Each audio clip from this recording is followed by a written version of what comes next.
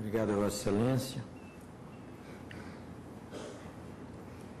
Falará a doutora Indira Ernesto Silva Quaresma, Procuradora Federal, falará pelos interessados. Conselho de Ensino, Pesquisa e Extensão da Universidade de Brasília, Reitor da Universidade de Brasília e Centro de Seleção e de Promoção de Eventos da Universidade de Brasília. Vossa Excelência também disporá do tempo de até 15 minutos para a sua sustentação oral. Excelentíssimo senhor ministro-presidente, excelentíssimas senhoras ministras, excelentíssimos senhores ministros, excelentíssima senhora vice-procuradora-geral da República, todas e todos, boa tarde. Mahatma Gandhi diz que cada vez que você dá um passo adiante, você está destinado a perturbar algo. Agita o ar enquanto avança, levanta pó, altera o chão, vai atropelando coisas. Quando uma sociedade inteira avança, continua ele, esse atropelo se faz em escala muito maior. E cada coisa que transtornar, os interesses criados que quiser suprimir, tudo se transforma em obstáculo. A Universidade de Brasília deu um passo adiante. Foi a primeira universidade pública federal a instituir o regime de cotas raciais em seu vestibular. E é por isso que nós estamos aqui, porque ela perturbou algo. Ela transtornou interesses, ela perturbou uma ordem exclusivista no propósito de incluir, de se diversificar, de se colorir. Em nome do magnífico reitor da Universidade de Brasília, do CEP e do CESP, a Procuradoria-Geral Federal vem muito respeitosamente ocupar essa tribuna, na companhia já dos seus amigos da Corte, Fundação Palmares e Fundação Nacional do Índio, combater, enfrentar mais esse obstáculo, que se erige não apenas em relação à política pública de inclusão racial, mas se erige principalmente em relação a todos os negros e negras deste país. A Lei Áurea não teve o condão de transformar coisa em gente da noite para o dia. Ela não conseguiu apagar do imaginário coletivo, nem de brancos, nem de negros, mais de 350 anos de história e cultura de escravidão. Ela não avançou no sentido de dar um mínimo de condições para que negros e negras começassem a trilhar um verdadeiro caminho de igualdade formal e material. Deixar os negros à própria sorte foi, sim, vontade governamental. Aos negros negou-se terra e educação, as duas únicas formas de ascensão social e promoção da dignidade humana da época. Em uma franca política de branqueamento da população brasileira, optou-se por trazer imigrantes europeus, que chegaram aqui, tão pobres quanto os nossos negros, mas deu-se àqueles o que se negou a estes. E os europeus vicejaram, e sem dúvida alguma foram responsáveis por nos alçar ao patamar de país moderno. Mas os negros foram alijados das riquezas econômicas e intelectuais do país. Quase 124 anos após a abolição, os dados estatísticos de instituições sérias, públicas e privadas, demonstram, sob qualquer perspectiva ou fator analisado, que ser negro no Brasil continua sendo motivo para estar alijado das riquezas econômicas e intelectuais do país. Nós vivemos anos sob o domínio de um mito, de uma ilusão, de uma hipocrisia, democracia racial, que nos impediu de termos uma visão nítida sobre a situação do negro no país. E ainda hoje, quando todos os indicadores sociais e econômicos retumbam que essa democracia racial não existe e nunca existiu, há quem insista em tentar obnubilar o debate, escamoteando racismo sobre a pobreza. Falar abertamente sobre racismo no Brasil parece que toca os medos mais profundos. Por outro lado, não enfrentar a questão tem sido uma das razões do fracasso do nosso projeto de uma nação livre, justa, solidária, fraterna. Racismo, pobreza e desigualdade e sexismo estão na base das questões estruturantes do país. A forma de enfrentar cada um desses problemas é diferente, mas o primeiro passo na solução da sua resolução é identificar a sua existência. E como não poderia deixar de ser, as universidades públicas foram as primeiras a manifestar a vontade de combater o racismo. E entre as universidades federais, a UNB, que tem vocação para ser vanguardista, foi a primeira a enfrentar a questão de peito aberto. Porque lá no início do século XXI, quando a UNB olhou para dentro de si, o que ela viu? Ou melhor, excelências, o que ela não viu? Ela não viu alunos e professores negros na mesma proporção que nós existimos na sociedade. Éramos historicamente apenas 2% entre os alunos e 1% entre os professores. E ela viu que não era só na universidade que nós negros estávamos subrepresentados, mas em todas as esferas de poder e prestígio, a participação dos negros ao longo de mais de um século tem sido rara. Paulo, o apóstolo, disse que a letra mata, mas o espírito vivifica. A UNB vivificou o princípio da igualdade, materializando-o, e se dispôs a ser agente de transformação do perfil educacional dos negros da comunidade brasilense com respaldo constitucional da autonomia universitária. Claro que não foi um processo simples, nem ainda o é. O Democratas, por exemplo, acha que o negro não deve ter uma vaga na universidade só porque é negro, e o pensamento por trás é no que ele é melhor do que o branco, afinal. Defende que em um país tão miscigenado como o nosso é impossível dizer quem é beneficiário da política pública de afirmação, que raça não é um conceito genético científico, defende que cotas não devem ser para negros e sim para pobres, que se deve investir na escola pública para que o negro chegue à universidade em condições de igualdade.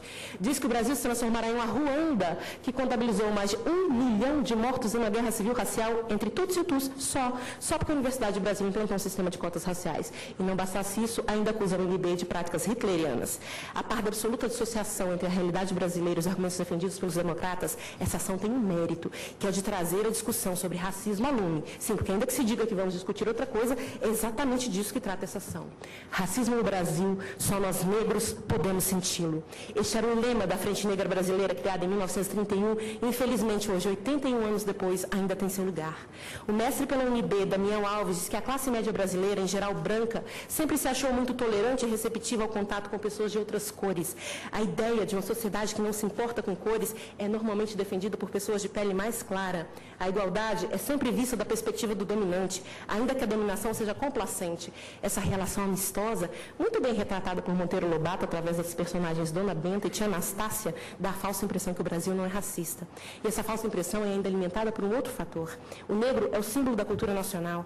Ora, indagam muitos, se o negro é o símbolo da cultura nacional, como é que ele pode ser discriminado? Isso, na verdade, esconde as chamadas áreas duras e moles das relações raciais no Brasil. Os antropólogos dizem que nas áreas duras a cor da pessoa tem maior importância, ao passo que nas moles não. As áreas duras são trabalho, universidade e mercado matrimonial. E as áreas moles são ligadas ao domínio da cultura, do lazer e da religião. Carlos Rasenbalg diz que é na complexa inter-relação família, educação e mercado de trabalho que se define o lugar que as pessoas irão ocupar na hierarquia social. E é aqui que, para a maioria dos negros, se estruturam as suas condições de exclusão e subordinação. Racismo não se opera apenas na forma da violência, da segregação, do apartheid ou de plaquinhas Only White. A professora Rita Segato, da UNB, ensina que no Brasil o racismo é do tipo automático e refletido, naturalizado, culturalmente estabelecido e que não chega a ser reconhecido ou explicitado como atribuição de valor e ideologia, mas constitui o gargalo e o escoadouro dos alunos negros, impedindo-os de avançar no sistema educativo. As cotas, continua ela, vêm justamente denunciar e combater esse tipo de racismo, porque a sua ação é silenciosa, mas suas consequências falam alto nos números que as pesquisas recolhem e podem ser facilmente constatadas na ausência de negros em posição de prestígio na sociedade. Um argumento recorrente nessa discussão é uma suposta dificuldade de identificar quem é negro no Brasil. Somos miscigenados, sim, mas os negros no Brasil, claros ou escuros, são negros. E não consta na nossa história, no nosso inconsciente coletivo nacional, dificuldades técnicas ou comprovação científica para que uma pessoa negra e para que uma pessoa branca seja identificada como tal. Os olhares brasileiros identificam os negros em qualquer ambiente e nós somos assim reconhecidos para todas as situações reportadas em jornais, revistas, televisão, trabalhos científicos e no nosso cotidiano. Horaci Nogueira dizia que o racismo no Brasil é de marca, não é de origem. Observam-se os fenótipos, não os genótipos. Para nós brasileiros, pouco importa se há uma gota de sangue negro em um branco ou se há 70% de DNA europeu e neguinho da Beija-Flor em Daiane dos Santos. Nós não podemos achar que as ciências naturais têm supremacia sobre as ciências sociais. O fato de as ciências naturais dizerem hoje que a espécie Homo sapiens não é dividida em raças não justifica o fim das ações afirmativas. Há um porque há cerca de 70 anos atrás o discurso das ciências naturais era outro. Há outro porque o racismo é um fato da vida em sociedade, um problema insoluto das ciências sociais, e nelas há de encontrar seu fim. O que é incontroverso é que a comunidade negra brasileira precisa urgentemente de personalidades emblemáticas, se me permite usar uma expressão de Vossa Excelência, ministro Joaquim Barbosa. Há um consenso na sociologia que o negro no Brasil só experimenta ascensão social forte pelo futebol, pela música e pelo narcotráfico. Excelências, se o menino for perna de pau e a menina não tiver talento para a música e ambos não forem capturados pelo canto da sereia do narcotráfico, que tipo de emprego eles terão? Eu vos respondo, do tipo braçal, do tipo de pouco desafio intelectual, do tipo de baixa remuneração. Que tipo de motivação eles terão se olham para os profissionais de sucesso, e não me refiro aqui a celebridades, e não veem quase ninguém da sua cor? O que fazer com esse sentimento? Não, sentimento não. Com esse pensamento derrotista de estudar e ser doutor não é para mim. Quando um jovem negro vence na vida pelo estudo, ele desperta nos seus pares um sentimento de se ele conseguiu, eu também posso. Isso é inspirador, isso é resgate de autoestima. autoestima. Com o diploma na mão, onde quer que esse jovem obtenha colocação, ele fará a diferença, se não outra, a diferença da sua presença. Quanto ao mérito acadêmico, o autor quer nos fazer crer que os aprovados no vestibular tradicional merecem mais os benefícios sociais que o curso superior em Universidade Federal proporciona, ou pior, que são legitimados para tais benefícios porque nasceram brancos ou em famílias de poder aquisitivo mais adequado a uma vida saudável. E quem não nasceu nessas condições merece estar onde está. No caso da clivagem racial, essa percepção é socialmente desastrosa, pois pesa sobre a população negra o estigma da incompetência construída pela ideologia racista, e a sua ausência dos bancos universitários reforça todo o sistema de segregação racial. Então eu me recordo quando Nelson Mandela disse: será que alguém realmente pensa que eles não conseguiram o que queriam porque não tinham o talento, a força ou a tolerância do comprometimento? Nós não somos só braço, só corpo, só ginga. Nós somos seres holísticos, completos, capazes de contribuir para a formação do patrimônio não só cultural, mas também científico do país. O que nós não podemos mais é sermos minados em nossa autoestima. E é isso que o racismo brasileiro faz. Ele faz nos duvidar da nossa capacidade desde pequenos. Ele derruba as crianças negras dos bancos escolares.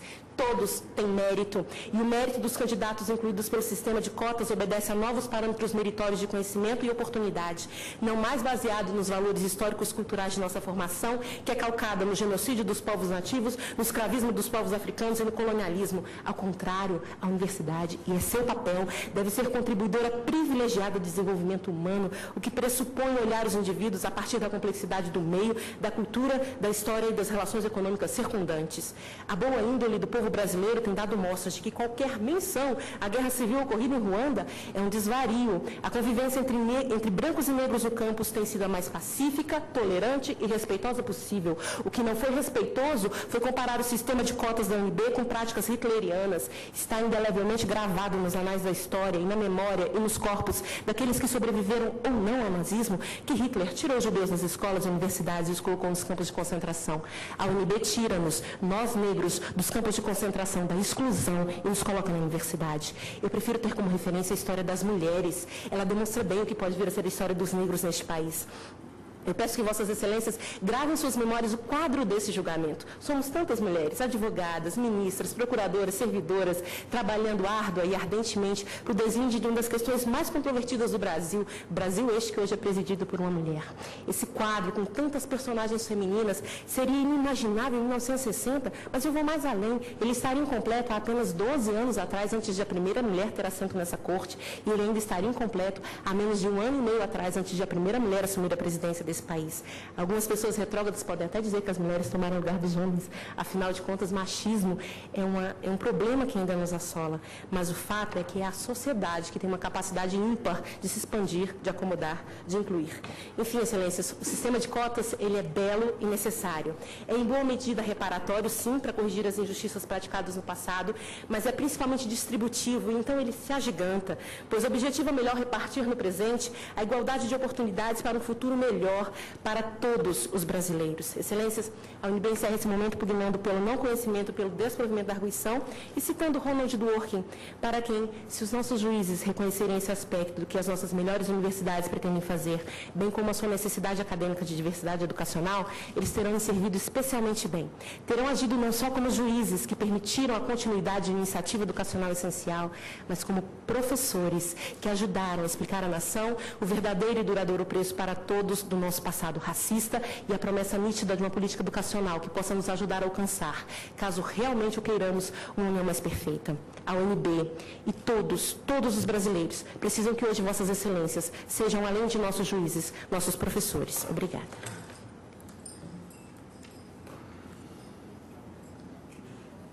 Pela Advocacia Geral da União, falará Sua Excelência o ministro Luiz Inácio Lucena Adams, advogado-geral da União. Excelentíssimo senhor presidente, Aires Brito, senhoras ministras, senhores ministros, senhora vice-procuradora-geral da República, doutora Débora.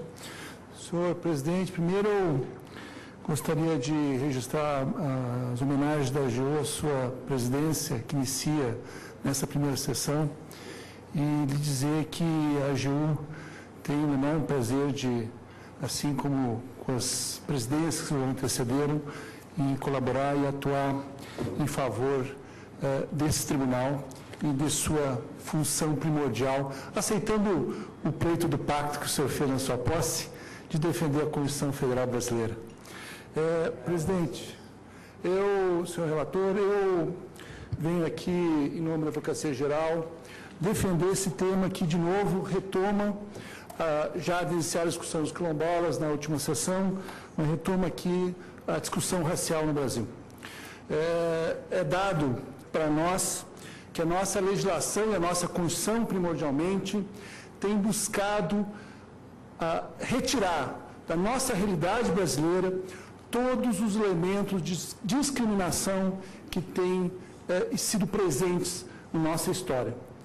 Ela está presente no artigo 1º, do inciso 3º, no artigo 3º, inciso 1, 3 e 4, e no artigo 170, quando defende a dignidade humana, quando defende o combate à discriminação e quando busca reafirmar essa integralidade brasileira em todas as suas matizes e diferenças.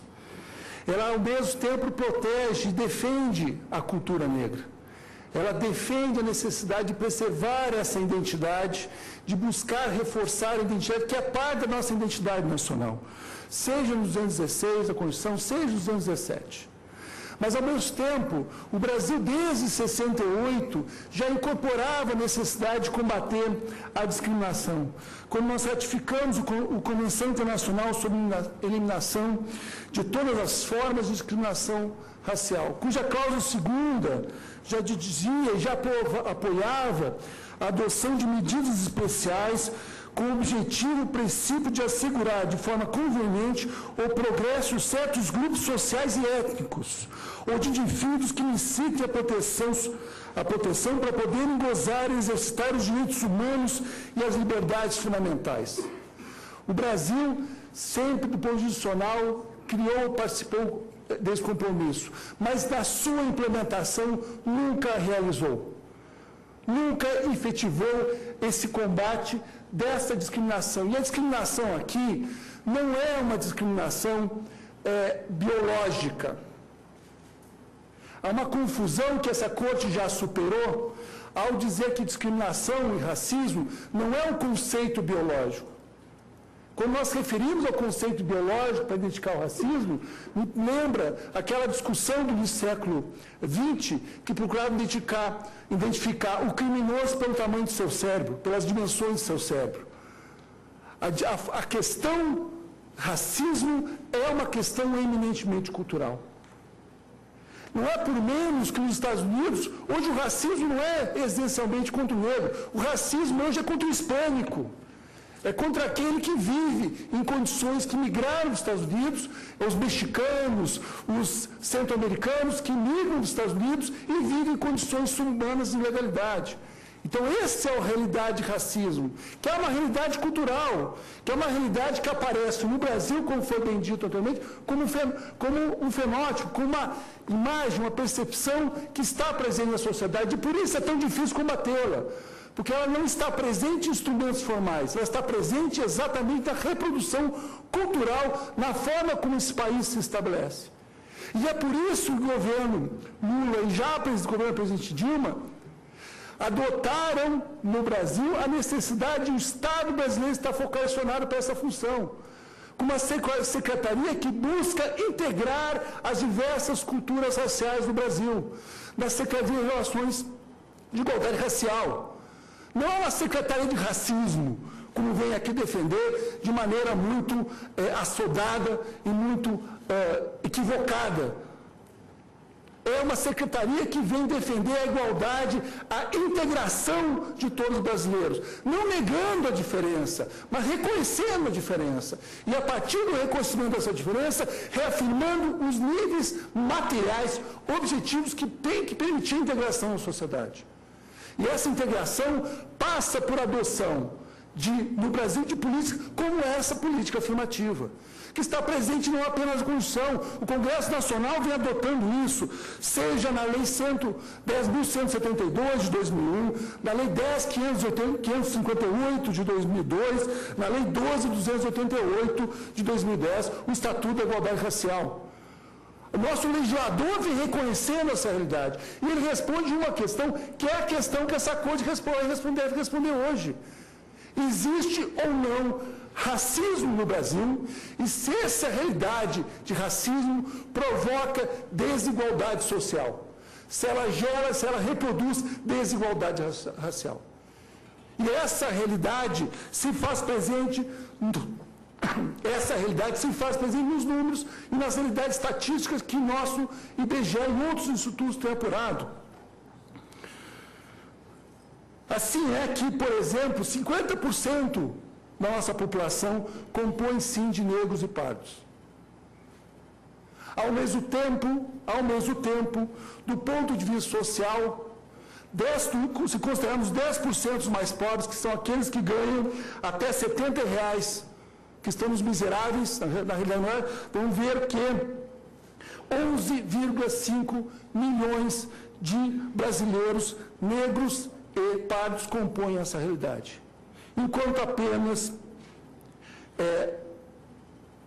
4 milhões de brancos compõem essa faixa social. Para cada 2,7 pessoas brasileiras, negras e pardas, nós temos um branco que estão na condição miserável. Ao contrário, se nós considerarmos os mais ricos, 1% mais ricos, 8% de pessoas pardas e 1,1% de pessoas negras contra 88,4% de pessoas brancas. Então, sim, existe uma realidade social que reproduz e vem reproduzindo uma realidade de discriminação. Não é uma realidade sonizada. Não existem leis que proíbem o casamento de brancos com negros. Não existe uma lei que proíbe a ascensão social do negro no nosso país. Mas existe uma relação cultural que se reproduz há muitos anos, há séculos, que mantém essa relação de uma aparente democracia racial. Uma aparente democracia racial. Porque, na verdade, a realidade se reproduz numa conveniente permanência de estratificações diferenciadas, em que o elemento racial é um elemento que compõe essa realidade. Não é o único, é verdade, mas é um elemento. E ele tem que ser tratado. E se a resposta reconhecidamente for que há discriminação, é não só correto, como imperativo que se apoie e que se considere constitucional as políticas afirmativas de conteúdo racial. Exatamente porque elas vêm ao encontro do que a Constituição manda de combater a discriminação. Porque a discriminação não é só nas leis. As discriminações estão estabelecidas nas relações sociais, nas relações econômicas, nas relações profissionais, como é reconhecido em relação ao negro, é reconhecido em relação à mulher, é reconhecido em relação ao deficiente físico e assim por diante. Por isso que o Brasil, se quiser se tornar um Brasil de fato integrado, um Brasil que se considere como um país de primeiro mundo, no sentido não nortista, mas no sentido de um país líder, de exemplo para o resto do mundo, como um país que reconhece, valoriza o seu povo, ele precisa, é essencial que ele resgate, recupere e enfrente esses desafios. E ao enfrentá-lo, resgate e reafirme uma maior realidade de respeito pela multiculturalidade que o Brasil possui. É nisso que consiste, fundamentalmente, a grande, eu cito aqui, parece frase do Boaventura de Souza Santos, quando diz que temos o direito de ser iguais quando a nossa diferença nos inferioriza. E temos o direito de ser diferentes quando a nossa igualdade descaracteriza. Daí a necessidade de uma igualdade que reconheça as diferenças e de uma diferença que produza, alimente, e de uma diferença que não reproduza, alimente ou reproduza desigualdades. Ou seja, nós precisamos reafirmar institucionalmente políticas que enfrentem essa realidade. Não uma suposta pacificação que corresponde àquele carvão que está coberto cinza, que ninguém vê que está aceso, que todos acham que está apagado, mas que permanece queimando. E que um dia, evidentemente, se torna uma grande fogueira. É exatamente porque nós precisamos abrir e ver onde estão essas situações de discriminação, essas situações de desfavorecimento de brasileiros e brasileiras, de todos os brasileiros. Sem exceção, é que nós devemos, de fato, apoiar, sustentar, indo ao encontro do nosso ditame constitucional para prevalecer políticas afirmativas como as universidades vêm adotando. E vêm adotando de maneira eficaz. Do ponto de vista da UNB, o resultado da participação dos estudantes cotistas na UNB não tem reduzido a qualidade meritocrática da UNB. Antes, pelo contrário, os dados objetivos que a UNB tem, e ela já aprovou, já incorporou mais 3 mil estudantes cotistas, no universo de 31 mil, ou seja, a UNB não está excluindo a política universalista, mas ela está preservando uma faixa para isso. Desse universo de 3 mil, dos formados, mais de 1.000 formados, todos eles mantiveram uma média equivalente, quase, diria, igual dos alunos aprovados no sentido universalista, dentro da dinâmica universalista. Ou seja, em nenhum momento esses alunos que entraram para o sistema de cotas produziram um resultado que foi de encontro à meritocracia. Antes, pelo contrário, eles evoluíram rapidamente e no período de 4, 5 anos alcançaram um padrão de excelência equivalente a qualquer aluno de universidade que entra no UNB e consegue se formar naquela universidade com excelência, com meritocracia e com qualidade. E por isso, senhor ministro, senhor presidente, senhor relator, senhoras e senhores ministros, eu espero a Advocacia Geral da União que, em homenagem a todos os que lutam contra a discriminação, e particularmente faço homenagem na pessoa da ministra Luísa Barros, aqui presente, que chefia a Secretaria da Igualdade Racial, que essa Corte venha a declarar improcedente, improcedente a ação direta, a ação de cumprimento do preceito fundamental para reafirmar as políticas afirmativas adotadas pela UNB. Muito obrigado. Obrigado, Vossa Excelência.